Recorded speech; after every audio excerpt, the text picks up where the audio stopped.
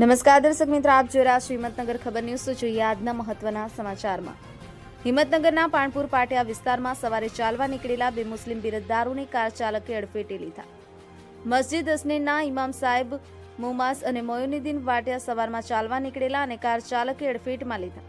અકસ્માતમાં મોલાનાને સારવાર અર્થે હોસ્પિટલ ખસેડવામાં આવ્યા હતા।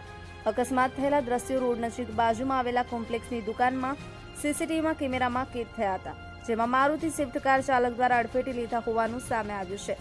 આ સીસીટીવી ફૂટેજ સામે આવ્યા એ દરમિયાન રોડ ઉપર ચાલતા રાહદારીઓ પર હવે સલામત નથી તેવું લોકો દ્વારા આક્ષેપો થઈ રહ્યા છે। હવે જોવાનું એ રહ્યું કે દરેક ચાર રસ્તે લોક સલામતી માટે જે કેમેરા લગાવેલ છે તે કેમેરા શું આવા કાર ચાલકો જે બેફામ રીતે કાર હંકારી રહ્યા છે અને અવારનવાર અકસ્માતના દ્રશ્યો સર્જાતા હોય છે, આવા લોકો પર કાયદેસરની કાર્યવાહી થશે કે ખાલી કેમેરા ફક્ત લોકો પાસે દંડ વસૂલવા માટે રાખેલા છે તેવી લોકમુખી ચર્ચાઓ થઈ રહી છે। મંજૂર કુણસિયા, હિંમતનગર ખબર ન્યૂઝ, રમેશ સત્યની સાથે।